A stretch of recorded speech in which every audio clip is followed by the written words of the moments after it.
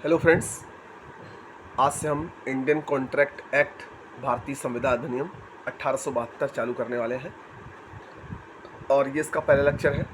तो भारतीय संविदा अधिनियम 1872 इसका अधिनियम संख्या 9 है और ये 25 अप्रैल 1872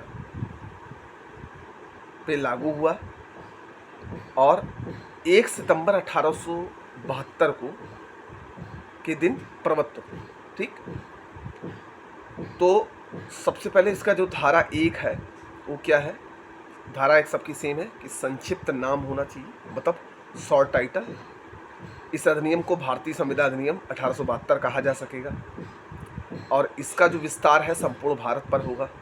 ठीक है, और यह 1872 के सितंबर के प्रथम दिन से प्रवत्त होगा। अब आता है इसका सेक्शन 2, जिसको बोला जाता है इंटरप्रिटेशन क्लॉज, मतलब निर्वाचन खंड।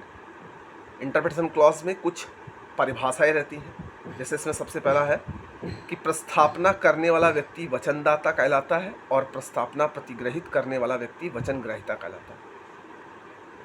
कहने का मतलब है कि the person making the proposal is called the promisor. जो व्यक्ति वचन देता है उसको प्रोमिसर बोला जाता है और जो उस वचन को एक्सेप्ट करता है, मतलब ग्रहण करता है, उसको प्रोमिसे बोला जाता है।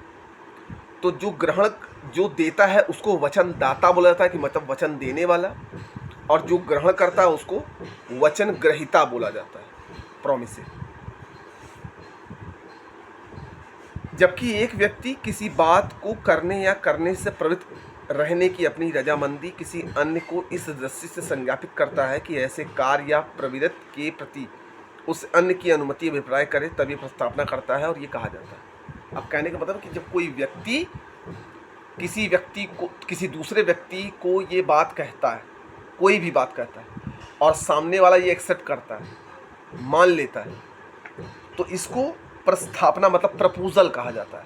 कि उसने कुछ बात कही, उसने सुनी, तो जिसने बात कही वो वचनदाता, जिसने बात सुनी वो वचन ग्राहिता। अब दोनों ने बात मान ली तो इसको क्या बोला जाएगा? एक कंप्लीट प्रपोजल बोला जाएगा। जबकि वचनदाता की वांछा पर वचन ग्राहिता या कोई अन्य व्यक्ति कुछ कर चुका है या करने से विरत रहा है या करता है या करने से प्रवृत्त करता है या करने का या करने से प्रवृत्त करने का वचन देता है, तब ऐसा कार्य, प्रवृत्ति या वचन उस वचन के लिए प्रतिफल कहा जाता है। अब देखिए, इस सेंटेंस का मतलब हुआ कि किसी व्यक्ति ने कोई प्रपोजल दिया, अब सामने वाला उस प्रपोजल को सुन लेता है या मानता है या मना करता है। ठीक है, तो ये जो ऐसा कार्य है या वचन, उसके लिए प्रतिफल कहा जाता है। क्या कहा जाता है? प्रतिफल कहा जाता है। Abstinence of promise is called a consideration from the promisee. वह करार जो विदिता परिवर्तनीय है, जो परिवर्तनीय ना हो, शून्य कहलाता है। ऐसा कॉन्ट्रैक्ट जो विधि के द्वारा परिवर्तनीय ना हो वो शून्य कहलाता है, मतलब वाइड कहलाता है। ऐसा करार, ऐसा कॉन्ट्रैक्ट जो विधि के अनुसार परिवर्तनीय ना हो, उसको संविदा भी बोला जाता है। हर एक वचन और ऐसे वचनों का हर एक संवर्ग जो एक दूसरे के लिए प्रतिफल हो, करार है। देखो, हर एक वचन, हर एक शब्द जो प्रोमिसर और प्रोमिसे के द्वारा कही और सुनी गई है, जो एक दूसरे के लिए प्रतिफल हो, जो एक दूसरे के लिए हो, उसे हम करार बोलते हैं, मतलब कॉन्ट्रैक्ट बोलते हैं। तो ये था हमारा इंटरप्रिटेशन क्लॉज, जिसमें डेफिनेशन थी। अब आता है धारा 3, प्रस्तावनाओं की संसूचना, प्रतिग्रहण और प्रतिसंहरण, मतलब communication, acceptance and revocation of proposal. अब इसका मेन मोटा मतलब क्या हुआ कि communication, acceptance and revocation of proposal. जाहिर सी बात है कि किसी व्यक्ति के द्वारा कहा गया कुछ भी कथन सामने जो व्यक्ति सुन रहा है वो उसको स्वीकार कर सकता है और नहीं भी कर सकता है, मतलब एक्सेप्ट भी कर सकता है और रिवोकेशन भी कर सकता है। ठीक है, तो दोनों के बीच में जो संवाद हुआ, दोनों के बीच में जो संसूचना, जो कम्युनिकेशन ट्रांसफ़र हुई, इसने बोला उसने सुना, फिर उसने कुछ कहा इसने सुना, तो दोनों के बीच में जब तक आपसी सहमति नहीं होती तो उसे कॉन्ट्रैक्ट नहीं कहते, उसे करार नहीं कहते। ठीक, जिसके द्वारा ऐसी प्रस्थापना, प्रतिग्रहण या प्रतिसंग्रहण को संसूचित करने का आशय रखता हूँ, जो उसे संसूचित करने का प्रयास रखता हूँ। अब कर भी सकता है और प्रयास भी कर सकता है, ठीक है, दोनों बातें। तो ये धारा 3 के अंदर। अब धारा 4 है संसूचना कब संपूर्ण हो जाती है, मतलब कम्युनिकेशन व्हेन कंप्लीट। तो कॉमन सेंस से अगर आप सोचिए तो कि कम्युनिकेशन कब कंप्लीट होगा, कि मान लीजिए हमने कहा और आपने सुना, ठीक है, सुनने के बाद आपने सोचा समझा और फिर स्वीकार किया कि हाँ सामने वाला व्यक्ति जो बोल रहा है वो हमारे फायदे के लिए, मतलब प्रतिफल के लिए बोल रहा है। तो दोनों लोगों की रजामंदी हो गई, भाई हमने यहाँ से आपको डिलीवर्ड किया, आपने वहाँ से एक्सेप्ट किया, तो दोनों लोगों की रजामंदी थी। ठीक, तो ये क्या हो जाएगा, कम्युनिकेशन कंप्लीट हो जाएगी। इसका मतलब ये है कि संसूचनाएं कब संपूर्ण हो जाती है, तभी संपूर्ण होती है जब दोनों लोगों का एक्सेप्टेंस हो जाता है, जब दोनों लोग ग्रहण कर लेते हैं कि हमने डिलीवर किया, आपने माना, विश्वास किया, तो ये क्या हो गया, कॉन्ट्रैक्ट। अब जैसे इस पर एक एग्जाम्पल हम देखते हैं कि का अमुक कीमत पर खा को ग्रह बेचने को पत्र द्वारा प्रस्थापना करता है। A proposer by letter to sell a house to be a certain price. का नाम का इंसान एक